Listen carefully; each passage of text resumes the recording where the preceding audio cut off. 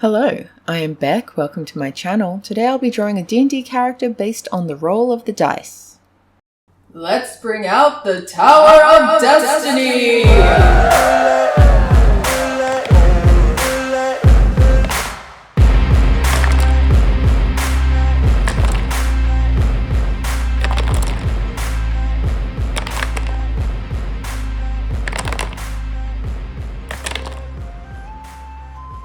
Now we have a BugbearBard, and for those who are not familiar, a bugbear is the hulking cousin of goblins and hobgoblins. With roots in the Feywild, early bugbears resided in hidden places and hard-to-reach shadowed spaces. They are long of limb and covered in coarse hair with wedge-shaped ears and pointed teeth. Despite their formidable build, bugbears are quiet skulkers thanks to the fey magic that allows them to hide in spaces seemingly too small for them. That makes it an interesting race to couple up with a bard who obviously likes to draw attention to themselves and perform. Traits of a bugbear include Fey ancestry. You have advantage on saving throws you make to avoid or end the charmed condition on yourself. Long-limbed. When you make a melee attack on your turn, your reach for it is 5 feet greater than normal. Powerful build. You count as one size larger when determining your carrying capacity and the weight you can push, drag, or lift. Sneaky, you are proficient in the stealth skill in addition to squeezing. In addition, without squeezing, you can move through and stop in a space large enough for a small size creature. And surprise attack, if you hit a creature with an attack roll, the creature takes an extra 2d6 damage if it hasn't taken a turn yet in the current combat. So that's pretty interesting. I think the most interesting part of this is the sort of sneaky surprise attack, easier to hide features of a bugbear, because its size is technically medium, but it's a big character, and a bard, like I said, tends to draw attention to themselves, but that's only when they're performing. It's only when they're on the stage. So the rest of the time, this bugbear can kind of fade into the background. And I think that's a really interesting trait for a bard to have. If you aren't super familiar with a bard, they're basically a performer. Officially, the description is related to music though. It says, a bard weaves magic through words and music to inspire allies, demoralize foes, manipulate minds, create illusions, and even heal wounds. True bards are not common in the world of D&D, although, they are, because a lot of people play bards. Not every minstrel singing in a tavern or jester cavorting in a royal court is a bard. Discovering the hidden magic in music requires hard study and some measure of natural talent that most troubadours and jongleurs lack. I'm going to put that word up on screen because I don't know how to say it, whatever. It can be hard to spot the difference between these performers and true bards though. A bard's life is spent wandering across the land, gathering lore, telling stories, and living on the gratitude of audiences, much like any other entertainer. But a depth of knowledge and level of musical skill and a touch of magic sets bards apart from their fellows.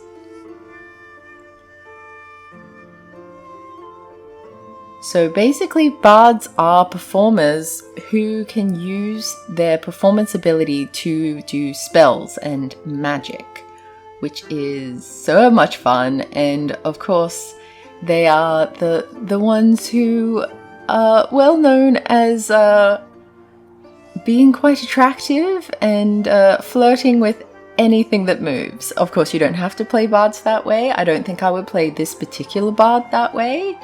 What should we call him? I think Brax. I think Brax is this guy's name. And I don't think that he's the kind of bard who gets it.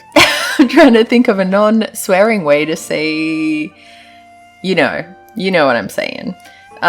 He can be charming, but I don't think he really cares so much about that. I think he's a little bit more of the reclusive artist he's just interested in making music, you know? The subclass of Bard is known as a Bard College. There are a few different options. There's College of Creation, College of Eloquence, College of Law, and College of Valor. I think Brax would go with College of Law, which is when he's collected bits of knowledge from sources as diverse and as scholarly tomes and peasant tales, whether singing folk ballads in taverns or elaborate compositions in royal courts. These bards use their gift to hold audiences spellbound. When the applause dies down, the audience members might find themselves questioning everything they held to be true, from their faith in their priesthood of the local temple to their loyalty to the king. Some of the things you get in this subclass are you get bonus proficiencies, but you also get cutting words at 3rd level. You learn how to use your wit to distract, confuse, and otherwise sap the confidence and competence from others. You get something called additional magical secrets. At 6th level, you learn 2 spells of your choice from any class. And peerless skill, starting at 14th level, when you make an ability check, you can expend one use of Bardic Inspiration. So Bardic Inspiration means you can inspire others using stirring words or music. To do so, you use a bonus action on your turn to choose one creature other than yourself within 60 feet of you who can hear you. That creature gains 1 Bardic Inspiration die, a d6. Once within the next 10 minutes, the creature can roll the die and add the number rolled to one ability check, attack roll, or saving throw it makes. The creature can wait until after it rolls the d20 before deciding to use Bardic Inspiration to add to their overall score. Now, with this College of Law, I mean, you'd have to be at 14th level, so it's pretty high in terms of what level you're at, but this would mean that when you roll a Bardic Inspiration die and add the number rolled to your ability check, you can apply it to yourself. And you can choose to, as with any Bardic roll, you can choose to apply the Bardic Inspiration die after you've done your ability check, which means you're not wasting it if you're sort of gambling whether you roll high enough to pass a difficulty check on something. So say if the difficulty check is like 10 and you don't know if it's worth rolling your Bardic die to add to whatever the d20 rolls, you can roll the d20 first, and if it's already 10 or higher, you don't need to use your Bardic Inspiration die. You can hold on to it for later. Now, looking at the ability scores, it's all very above average, so I think this guy has lived a good life and done a bit of like exploring in the world already. I don't know if he's necessarily been out with an adventuring party, but you can see his highest score is Wisdom, so he's definitely been among the people, around a lot of people, and learned as much as he could. With his +2 intelligence, he's remembered a lot of stuff. He's into reading history and knowing all about that sort of thing, which plays well into the College of Law Bard. Of course, he's sharing the information that he's learned and helping to change minds when they're not really being open-minded, and maybe trying to make the world a better place through his music and telling his stories. So the +2 strength would indicate that he's obviously done a bit of lifting and carrying in his day. I've got him playing a flute. I'm bad with instruments. Pretty sure that's a flute. Let me know in the comments if it's technically like a pipe or some other thing, or if a pipe is a type of flute or whatever. Instrument, it's a stick with holes in it. I think he's also played a lot of heavier instruments that he's maybe carried around in the past. He's certainly carried around a lot of books when he's studying, and he's a big guy, so if he needs to climb over things or anything like that, it would be his strength that he's relying on there. In terms of dexterity, he's only got the +1, but that is still above average, so he's pretty good at his acrobatics. I think that's often part of his performance. He can do sleight of hand and, of course, stealth. He's very stealthy when he wants to be. This helps with... I don't think he's necessarily a pickpocket. I think he's more the type to, like, disable a trap or wriggle free from bonds if someone has tied him up for whatever reason. It also means he's good at playing stringed instruments when you have higher dexterity. And yeah, we have +2 for intelligence and constitution, so I think he's good at, like, particularly constitution. When you're a performer, you need to be able to appear to be at ease even if you're really tired, or even if you're hungry or you've gone without sleep for a long time. Being able to play instruments, particularly like wind instruments, you need to be good at sort of holding your breath and not running out of air mid-song or something like that. So he's got very good constitution, and like we said, the intelligence, he's very interested in learning and remembering things. And it comes down, we talked about the wisdom being the +3. Charisma, though, is only a +1, which is funny because he is a performer, so you would expect his charisma to be the highest. Usually when you're rolling stats for a character, you would get to choose, like, the highest stat for a bard would normally be assigned to charisma. I like to just do them in the order that I've rolled, and that makes for a more interesting character, in my opinion.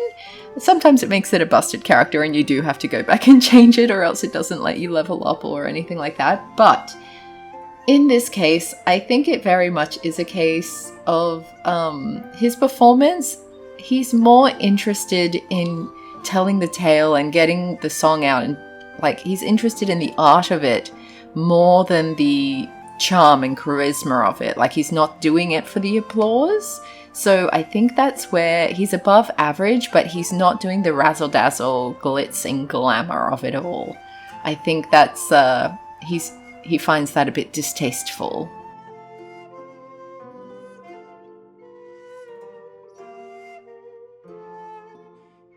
Now, as far as a reason to join an adventuring party, I think he would be very drawn to anything that would have lore behind it. So if you were with a party that was going into some forgotten, lost library, or if there was something where maybe a cleric's on an assignment from their god to get to the truth behind a commonly believed myth, something where the history has forgotten what actually happened and they're on an adventure not to get physical treasure, although there'll probably be a lot of physical treasure on the way. But if there is some forgotten story, that the goal is to learn that story. And so he would definitely want to come along on a journey like that and probably tell his tales along the way and bring his bard skills to the table. He definitely would be interested, and especially if he's with an adventuring party who have stories of their own that he could take in. Like, that would be a great element just from, like, DM playing, like, player characters and things like that, where you encourage your other players to talk about their background of what happened before they joined the party, or you know, like the things that when you're a player, you know this stuff about your character, but you haven't necessarily shared every detail with the rest of your party. It's a good opportunity to bring that sort of stuff up. It may shock you to know that I have a lot of backstory that I don't talk about a lot during my games because it's not really relevant. So I'm sure there are other players like me who are like that, and in the day-to-day it doesn't come up, but you just sprinkle in little info every now and then. Anyway, this is Brax. I've already forgotten his name. This is Brax.